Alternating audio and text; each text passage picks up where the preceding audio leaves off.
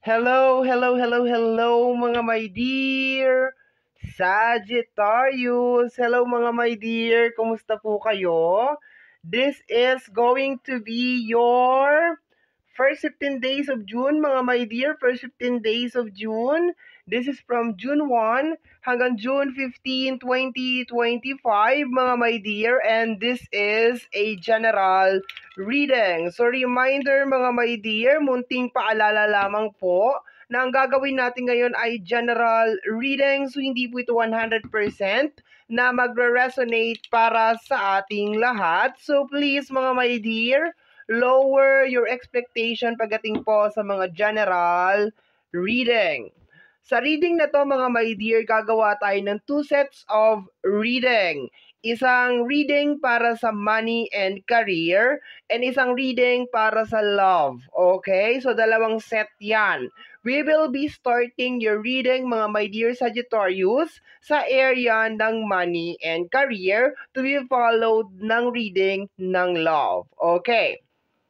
9 cards in total, 9 cards sa money and career, and 9 cards din sa love. Okay. So, let's go na tayo mga my dear Sagittarius. And hindi ako magpapalit ng card mga my dear. I will be using the same card. Okay, so tingnan natin mga my dear Sagittarius, first 15 days of June 2025. Tingnan natin. Inhale. And then, exhale. Okay. Cut na natin into 3. Hindi ako mag-jumping card today. Okay. Unahin kaya natin yung bottom deck of the card. Gusto mo yon?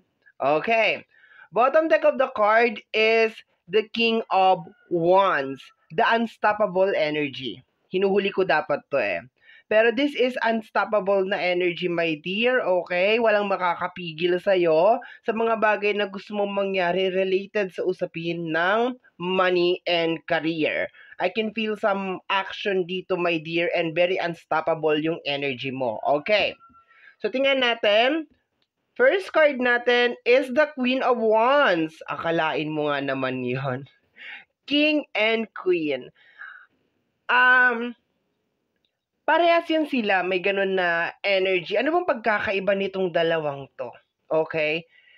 Si Queen kasi, yung energy niya, ang actually nakabase sa story nila. Sabihin na natin si Queen, talagang galing talaga to sa wala at pinagsikapan niya talaga kung ano yung meron siya. Okay? So, ibig sabihin may nakadikit kay Queen of Wands na struggle related sa mga bagay na gusto niyang mangyari. So, ibig sabihin, my dear, dito sa card na to, na kahit ano yung pagsubok na kakaharapin mo ngayong first 15 days of June, you are willing to take.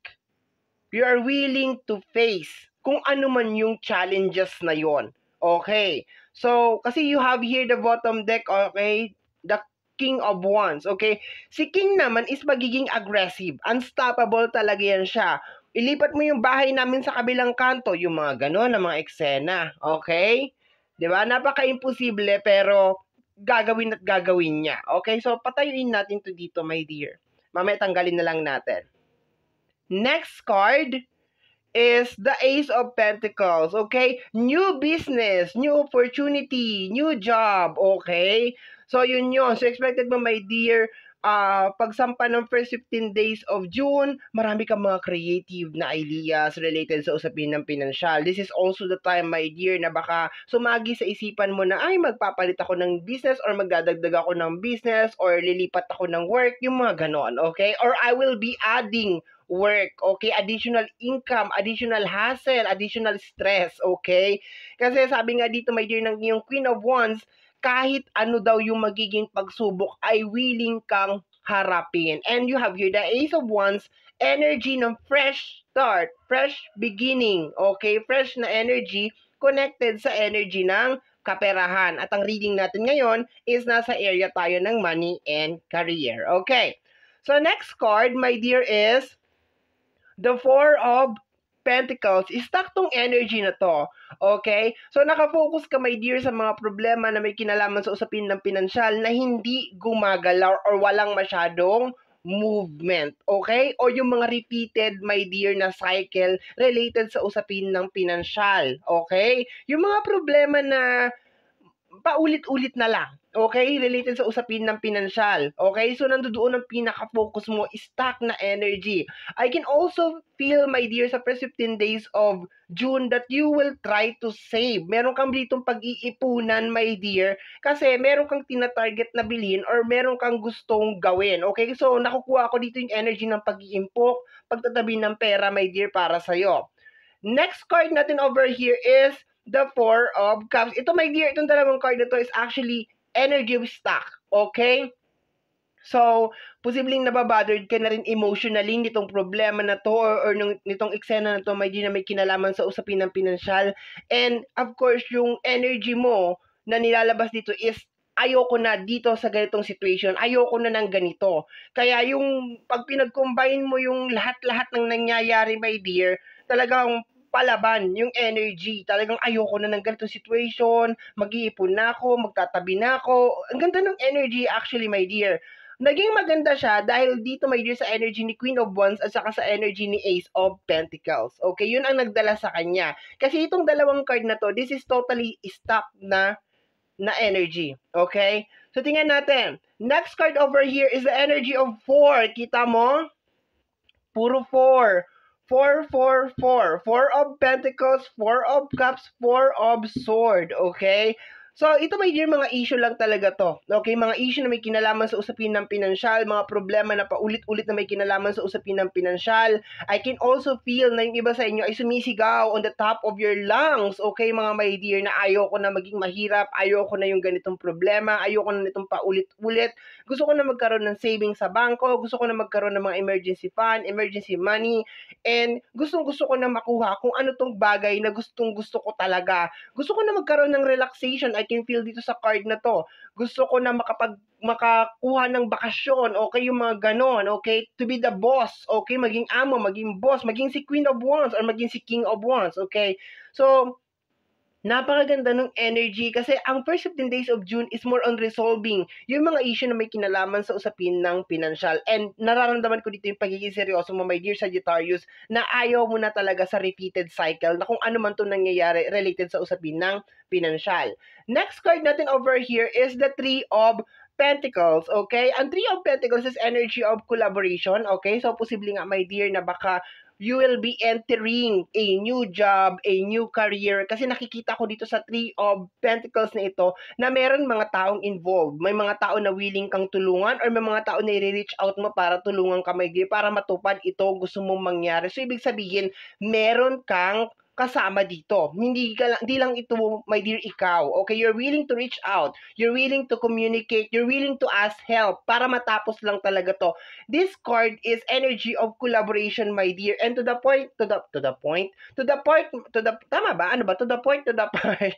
Ayan. To the point, my dear. Tama, to the point, my dear, na mag-partner sila ng Ace of Pentacles tapos Three of Pentacles. Maganda to. Kasi sinasabi dito, my dear, na magkakaroon ng harmony doon sa connection na yun, magkakaintindihan kayo, and eventually kung ano yung mabubuo ninyo na negosyo or magagawa ninyo together, mag-work talaga siya, magiging solusyon talaga siya, my dear, doon sa problema mo.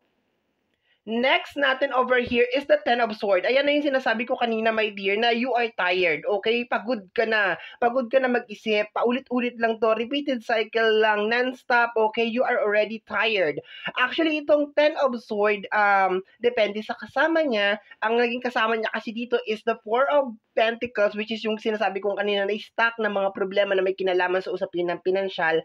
Maganda naman siya. Kasi, sabi ko nga sa'yo, nagdala itong mga cards na to, si Queen of Wands at saka si Ace of Pentacles, sila yung nagdala talaga ng buong reading, kaya naging positive talaga to, at saka yung bottom deck of the card na si King of Wands. Bakit naging maganda to, my dear? Kasi nandito, my dear, yung determination mo, yung determination mo, my dear Sagittarius, na i-end kung ano man tong Four of Pentacles, itong problema na may kinalaman sa usapin ng financial, very, very nice, okay? Ito kasi, my dear, this is just more on giving up. Minsan kasi, my dear, ang Four of Swords ay nagre-release yan sa, my dear, ng energy or ng message, my dear, na ay ayoko na, i-abandon na lang natin to, bahala na si Batman, ganon. Pero here, no, you are not abandoning it, my dear Sagittarius, bagkus ang gusto mong mangyari ay maresolbahan siya at mabigyan to ng ending, matuldukan, okay?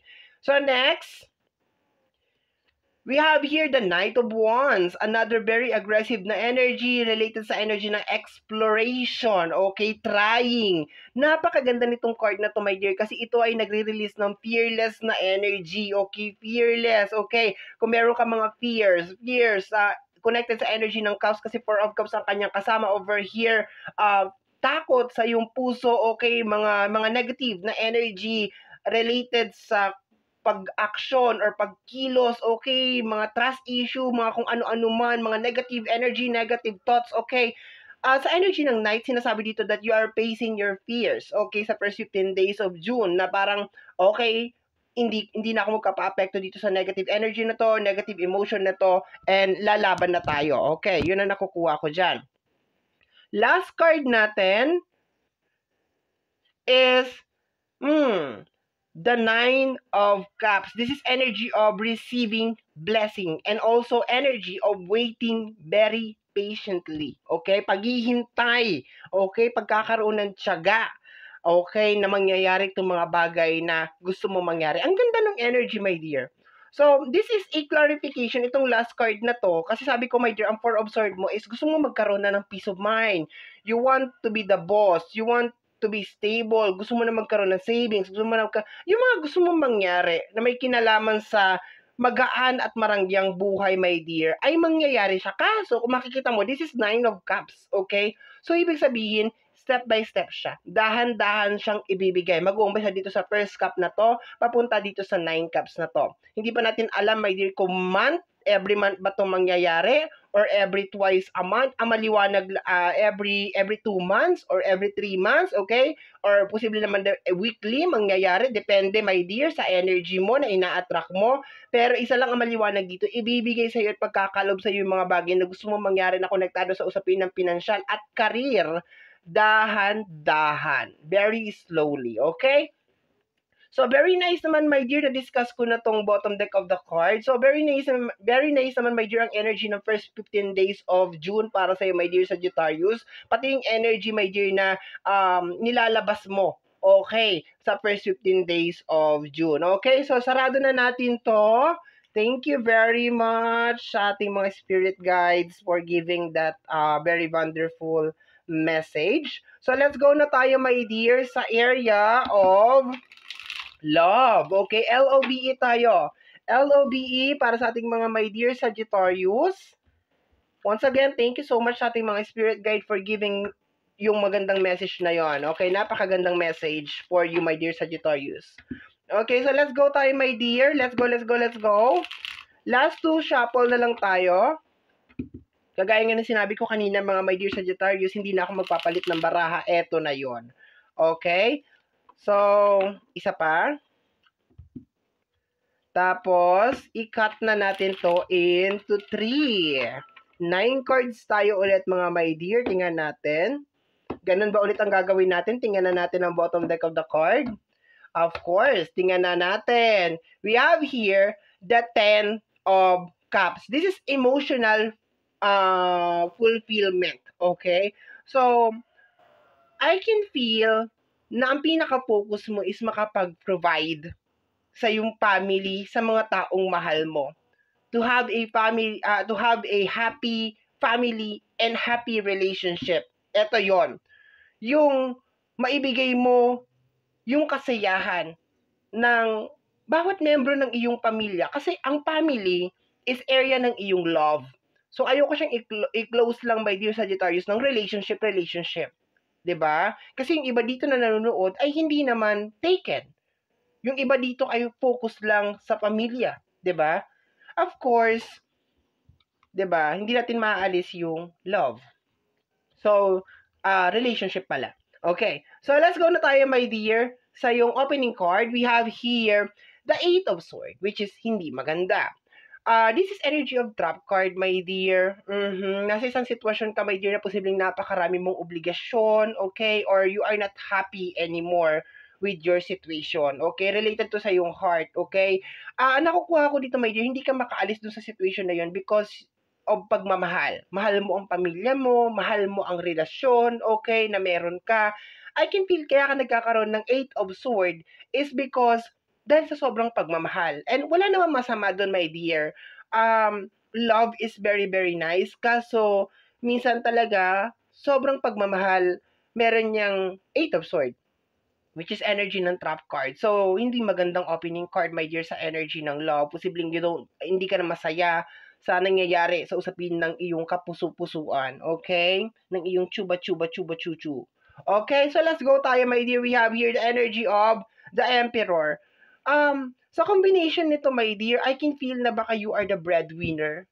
Parang ganun na energy, okay? Although hindi mo naman siguro kiniklaim na that you are the breadwinner, pero parang ganun yung energy na parang you are the provider, ikaw yung nagto-troubleshoot, ikaw yung nag-iisip. Kasi King, the Emperor, isa yung very powerful na card. This is a major arcana. So, I think napapagod ka na maging si Emperor. Okay, nakakapagod naman talaga ang trabaho ni Emperor. Marami ang may gusto kay Emperor kasi this is a sign of power. Of course, Emperor or Emperador, 'di ba? 'Yun ang tawag sa kanya.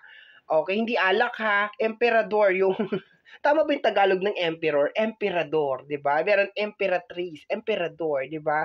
So, alam mo, my dear, very strong naman itong si Emperor Napaka-strong kaya nga siya naging si Emperor. Kaso, tao lang din kasi ito Tao lang din kasi ito na nakakaramdam din ng pagod, nakakaramdam din ng stress. Minsan kinakaya na lang talaga ni Emperor dahil nga siya si Emperor. So I can feel, my dear, na yung iba talaga sa inyo ay kinakaya na lang talaga ninyo yung situation. Okay, sa relationship, sa family, okay, kinakaya mo dahil mahal, dahil may love, okay. So, next card over here is the Queen of Sword. Sa energy ng Queen of Sword, I can feel cooperation. Okay? Kasi si Queen of Sword, ano yan siya, kung makikita mo, nakalatag yung kamay niya ng ganon, ayan, and meron siyang sword na hawak. So, everything na lumalabas yan, my dear, lagi ako nakaka-receive ng message na parang naghihintay ka pa rin bago ka mag-cut off dito. I can feel na posibleng meron ng mga tao or meron ng mga energy over here na very toxic na talaga. Pero sa combination ng dalawang card na to, my dear, I can feel na hindi ka makapag-cut off or makagawa ng mga ending, my dear Sagittarius, because you are still giving a second chance. Okay, naghihintay ka pa rin na second chance. You are still hoping. You're still hoping, praying, my dear Sagittarius, na magbabago pa or baka aamin or kung ano man, you're still giving a second chance, my dear, sa kung ano man to, kahit nasabi mo pagod na pagod ka na or nai-stress ka na sa area man yan ng relationship or sa area man yan ng family, okay? Kinakaya mo, in short. So far, yung energy niya dito, my dear, is kinakaya mo, okay? Kahit nasabi mo napaka-toxic na or napakahirap na, kinakaya mo. We have here the Ten of Wands. So, ayan nga, dear, kinaklarify ng ating Ten of Wands na yes, kinakaya mong isulong, kinakaya mong ayusin, kung ano man yan, baka pag-provide, ibigay, gusto mong pangatawan yan yung pagiging si King, si King ako ng King, okay? Si pagiging si Emperor, okay? Nasasagap ko yung energy ng bottom deck kanina sa usapin ng career, si King of Wands, okay? So, Emperor, kinakaya mo. Pero kagaya na sinabi ko kanina, tao lang din yan si Emperor. Meron din yung puso at meron din yung damdamin. So, napapagod at napapagod pa rin yan, my dear. So, ayan yung nangyayari sa'yo, pinipilit mong ayusin sa family, pinipilit mong ayusin, pinipilit mong itaguyod. Nandoon yung love. Kahit nasabihin natin, my dear, na parang ikaw yung nadadamage o ikaw yung nasasaktan talaga, my dear, sa usapin ng love, kinakaya mo talaga. Nananahimik ka lang. Okay. We have here the energy of the Tower. So, my dear, ito lang sasabihin ko sa iyo, my dear, ha. Mayroong mga connection na kinakailangan mag-back to zero. It really doesn't matter kung relationship man yan, asawa mo man yan, kapatid mo man yan, nanay mo man yan. Mayroong mga relationship or connection, my dear, na kinakailangan mag-tower. At ang tower, my dear, is not a bad thing. it's not a bad thing, my dear. Minsan, may mga connection na kinakailangan mag-tower moment kasi parang kagaya nito, parang hindi na nagwo-work. Na-stress ka na, natotoxic ka na, or nasa 8 of sword ka na, pinipilit mong ayusin. Kaso, minsan kinakailangan din nating mag-tower moment. Okay, papaliwanag ko lang tong tower na ito ng maigi, my dear Sagittarius, na teka, hands up muna ako. Halika nga dito, mag-usap nga tayo. Ikaw ba ay willing ka bang tulungan ako dito sa relasyon natin? Ikaw ba ay willing na tulungan na maayos ako dito sa family natin? Or kung ano man yung... Kasi hindi mo to kaya, my dear. Kahit si Emperor, meron tong partner sa tarot. Nandyan si Empress. So, ibig sabihin, ano sila? Partner sila dyan. Ngayon, mag-isa ka lang dito eh. So, kailangan mong kausapin kung sino man yan. If that's your family, kailangan mong kausapin, o ano ba, willing ba kayo makipag-cooperate? Or kung hindi, kasi hindi ko natutuloy kasi nasa 8 of sword na to. Mahirap naman, my dear, kung pati yung kalusugan mo ay masasaalang-alang, okay, di ba? Or something, or merong mangyaring something worse. So, sinasabi dito, my dear, sa energy ng tower, na merong mga connection sa usapin ng love na kinakailangan mag-back to zero. Okay? At yung pagba-back to zero na yon, kinakailangan parehas kayo na bubuuhin ulit yung tower. Hindi na magba-back to zero tapos ikaw pa rin yung magbubuo na naman ng tower. Kasi itong tower na to, ikaw ang bumuo nito eh. Nakukuha mo ba? Nagigets mo ba? Ngayon, kinakailangan mo minsan sirain itong tower na to kasi kinakailangan sa paggawa ulit ng panibagong tower, parehas na kayong bubuo ng tower na yon. It really doesn't matter kung sa loob man yan ng pamilya o sa loob ng relationship, kailangan dalawa na kayong bubuo ng tower na yon. Okay. Nakuha ba? Next card natin over here is the Nine of Wands. Ayan o. The Wounded Soldier. Okay? Galing na to sa maraming digmaan si Nine of Wands. Pero, kaya nga nakatayo siya dyan eh. Kasi iniisip niya, pagpapatuloy ko pa ba to? Itingnan mo nga, nakabenda na ako, lahat-lahat, sugatan na ako. Bakit? Kasi you are the emperor. Baka sa'yo lang nakasandal lahat. Ikaw lang ang inaasahan ng lahat. O ikaw lang ang bumabalanse ng lahat. Okay, ang problema, sabi ko na nga sa'yo kanina, nadadamage ka. Okay? Ang tanong dito, my dear Sagittarius, hanggang saan mo kayang isakripisyo ang sarili mong kapakanan or ang sarili mo. Okay? Ngayon, kung willing kang isacrifice na talaga hanggang sa dulo ng, kung desidido ka na talaga na, ay sige, kahit na, sige, matsugi na ako, okay na to. 'Di ba? And then go. Pero I think this reading, my dear, is giving you a realization. No? Ginigising ka ng reading na to na, oy, 'di ba? Hindi ka robot, hindi ka immortal. Magkakasakit ka rin sa ginagawa mong ganyan. Parang ganon. Okay? Ang pagmamahal, my dear, may limitasyon yan. Hindi mo lahat dapat ibinibigay. And sabi pa nga nila, bago mo mahalin ang asawa mo, bago mo mahalin ang pamilya mo, unahin mo ang sarili mo. I hope naintindihan mo yung ibig sabihin ko doon. Okay? Kasi maraming nakakarinig niya na sinasabihan ko ng ganyan, ay, makasarili ka, ganito, ganyan. Eto lang yun ah. Kung ikaw lang ang inaasahan ng lahat at hindi mo mahal ang sarili mo, paano ka makakapag-provide? 'Di ba? Isip-isip. Paano ka makakapag-provide? It really doesn't matter kung ano yung gusto mo i-provide, pagmamahal man yan o pera, paano ka makakapag-provide kung ikaw mismo, my dear, hindi mo kayang i-provide sa sarili mo yung pagmamahal na yun, lagi mo lang inililimos sa iba. You are waiting and expecting na bibigyan ka ng pagmamahal ng iba, nasusuklian ka. Okay, wag na natin pahabain to. Baka mauwi pa tayo sa debate. Next card natin over here is the Two of Cups. Okay, ayan, my dear, oh. This is yung sinasabi ko kanina that you are giving a second chance kasi nga mahal mo. Kasi nga love mo. Okay? So, may tamang panahon din yan. Okay? We have here the King of Pentacles. Kanina ko pa nare-receive tong king na to. Provider na energy yan. Ayan, no? Para nako, hindi to money. This is energy ng love. Pero minsan kasi may yung pagiging provider natin is nakakonekta yan sa energy ng love. Kaya ka nagpro-provide, kaya nagkasakripisyo kasi mahal mo. Okay? Kaya mo tinitiis kasi mahal mo. Okay? Next natin over here is the Chariot. Talaga, my dear, ilalaban mo to. Pero my dear, habang pinapanood mo to, sana mapahinto ka. At isipin mo, my dear, na yung bahay hindi yan mabubuo ng ikaw lang. O lalo na kung pamilya yan, kailangan may ambag ang lahat. Sa relasyon ganun din. Huwag ka na magrelasyon kung ikaw lang din pala ang gagawa ng lahat. 'Di ba? Huwag ka nang 'di ba? Kaya nga tinawag na pamilya kasi lahat tayo, we are family. Mas madaling magwalis pag isang bugkos yung walis tingting. Nangyayari, nagwawalis ka isang pirasong walis tingting, kailan ka ba matatapos niyan? Okay? Sana nagigets mo yung ibig kong sabihin. Ulitin ko, bago tayo mag-closing, masarap magwalis pag isang bugkos ang walis, kaysa naman magwalis ka ng iisang pirasong tingting lang ang gamit mo. Okay? So, my dear, nakita na ba natin to? Yes, nabanggit ko na to kanina. Okay, this is more on providing. We want to provide sa love and family. Okay? So, mga my dear Sagittarius, eto po ang inyong first 15 days of June. Somehow, mga my dear, kung nagustuhan mo to, especially kung napadaan ka lang, don't forget to subscribe. Pag-click, my dear, ang notification bell para ma-update ka sa aking mga upload. And free to like, free to share, free to comment sa lahat po ng ating mga videos. Once again, my name is RJ, also known as Apo J. Maraming salamat po and until next time, bye-bye. Thank you, my dear.